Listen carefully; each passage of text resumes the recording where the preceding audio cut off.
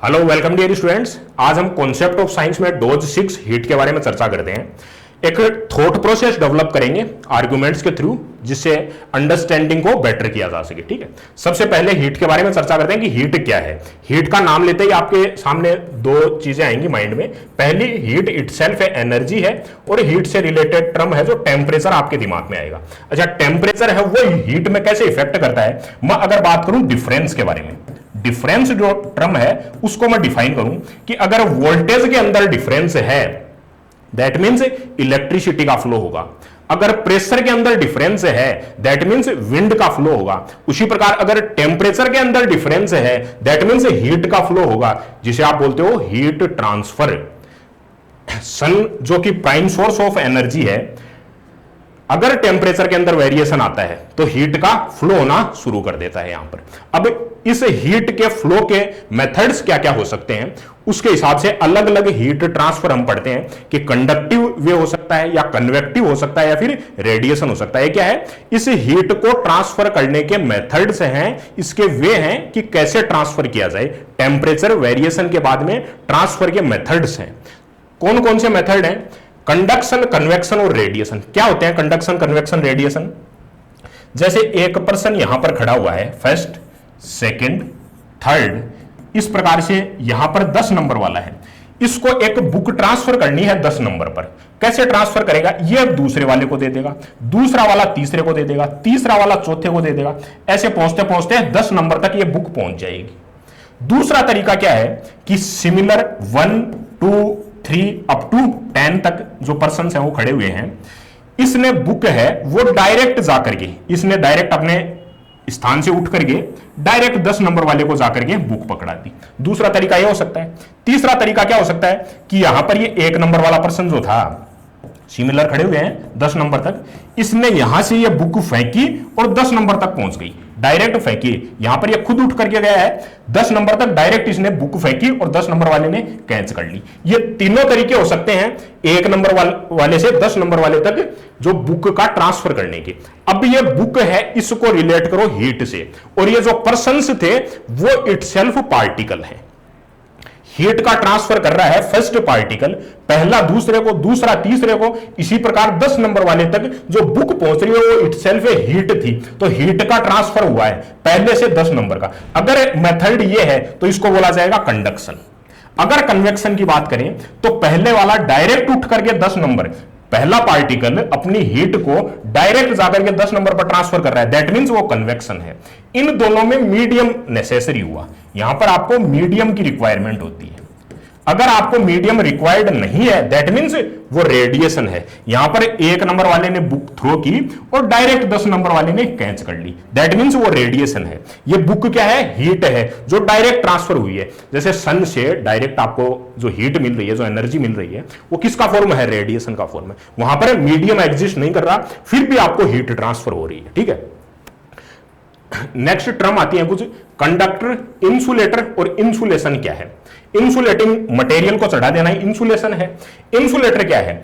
जो bad conductor, जिनकी thermal conductivity, जिनमें हीट का फ्लो इजीली नहीं हो सकता, वो जो मटेरियल है उनको बोला जाता है जिनकी के की वैल्यू, जो कन्वेक्टिव हीट ट्रांसफर हो या फिर कंडक्टिव या फिर कन्वेक्शन, कंडक्शन, दोनों में से कोई भी हीट का ट्रांसफर है वो बैड तरीके से हो रहा है, इजीली ट्रांसफर नहीं कर पा रहा है हीट का, दैट मींस वो जो आपका मटेरियल है वो इंसुलेटिंग मटेरियल है, उसको इंसुलेटर कहा जाता है। अगर हीट का ट्रांसफर इजीली हो सकता है, वो कंडक्शन से हो, वो कन्वेक्शन से हो, दैट मींस वो कंडक्टर है। अगर के की वैल्यू ज्यादा होना दैट मींस वो कंडक्टर है। नेक्स्ट आपको टर्म लिखी हुई है critical thickness of insulation. Wire की अगर मैं बात करूं, सिंपल ये वायर है, इंसुलेटिंग मटेरियल इस पर लगाया गया है। क्यों लगाया गया है? एक तो सेफ्टी पर्पज है कि आपको डायरेक्ट जो करंट है उससे आप टच ना करो, सेफ्टी पर्पज है। दूसरा पर्पज क्या है? हीट का ट्रांसफर। हीट यहां से कहां पर आई?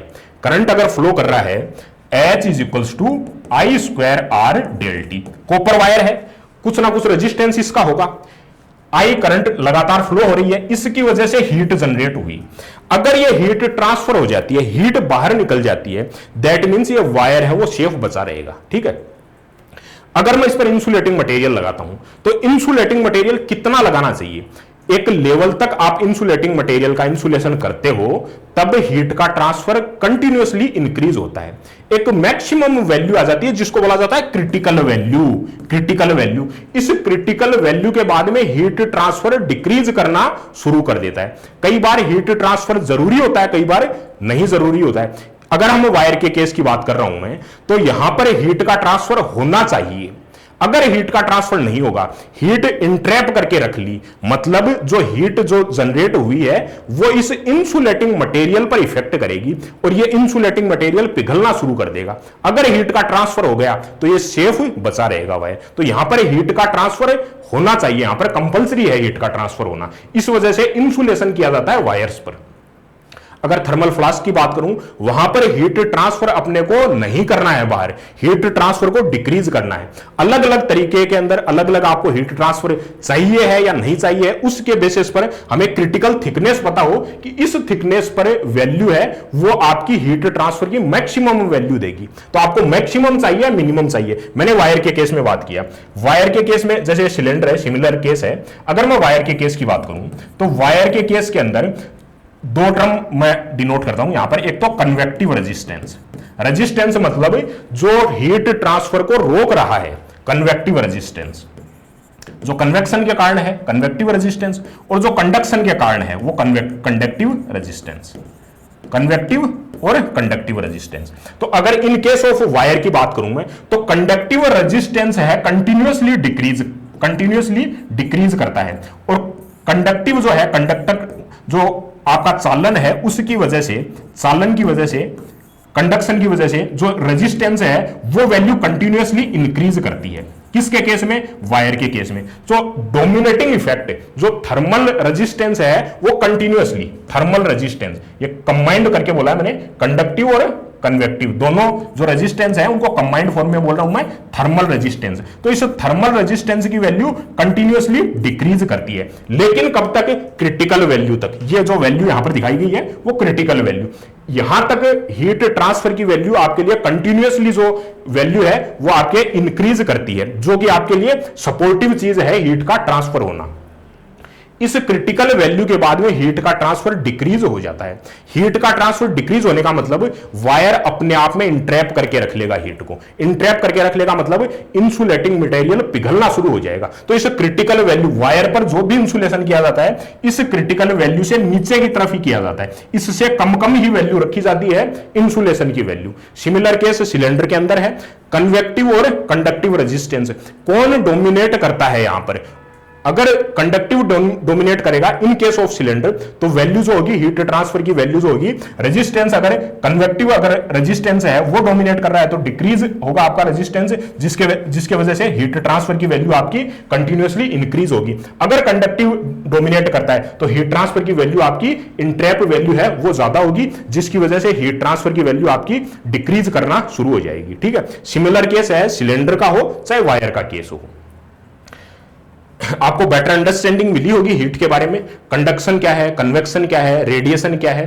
जैसे सन का एग्जांपल लिया, वहां पर मीडियम रिक्वायर्ड नहीं होता। तो सबसे पहले कि अपने कंडक्शन, कन्वेक्शन और रेडिएशन है, ये दिमाग में आते ही आपको हीट का ट्रांसफर किस तरीके से हो रहा है, ये बुक यहां पर ट्रांसफर की गई किस तरीके से की गई है, वो मेथड ऑफ ट्रांसफर है, उसके बेसिस पर नाम रखे गए हैं। तो आपको क्लियर होना चाहिए कंडक्शन क्या है, कन्वेक्शन क्या है और रेडिएशन क्या है। इसके साथ में हमने क्रिटिकल वैल्यू की बात की कि क्रिटिकल क्यों है, क्योंकि यहां पर जो वैल्यू है, मैक्सिमम जो वैल्यू है, यहां पर क्यों की वैल्यू मैक्सिमम होती है। क्यों की वैल्यू मतलब हीट ट्रांसफर की वैल्यू, हीट ट्रांसफर मैक्सिमम है। अब आपको हीट ट्रांसफर मैक्सिमम चाहिए है या नहीं चाहिए। इन केस ऑफ वायर है, हमने बोला कि हीट का ट्रांसफर हो जाए ताकि इंट्रैप करके नहीं रखना पड़े, इसके लिए हम वैल्यू है वो लोअर वैल्यू चाहते हैं। अगर हीट का ट्रांसफर आप घटाना चाहते हो तो वैल्यू की, आप हीट ट्रांसफर की वैल्यू आप इससे ज्यादा लोगे। तो वैल्यू आपको क्रिटिकल पता होनी चाहिए कि यहां पर वैल्यू मैक्सिमम वैल्यू है।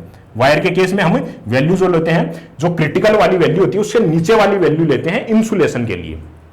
आप कई बार वायर का इंसुलेशन करते हो, वायर कट जाता है तो नॉर्मल टेपिंग वगैरह करते हैं हम, तो इंसुलेटिंग मटेरियल बहुत ज्यादा नहीं करना चाहिए। अगर आप बहुत ज्यादा इंसुलेशन कर दोगे, मान लो ये सिंपल वायर है, वायर कट गया है यहां से, और आपने इंसुलेटिंग मटेरियल जो टेपिंग किया बहुत ज्यादा रैपिंग कर दी, रेप्ड कर दिया वायर, आपको जो इंसुलेशन है उसका बहुत ज्यादा मोटी लेयर आपने चढ़ा दी, तो उसकी वजह से वो गर्म होकर अपने आप जलना शुरू हो जाएगा। तो एक क्रिटिकल वैल्यू है, ऑप्टिमम वैल्यू है, उस तक ही इंसुलेशन करना चाहिए।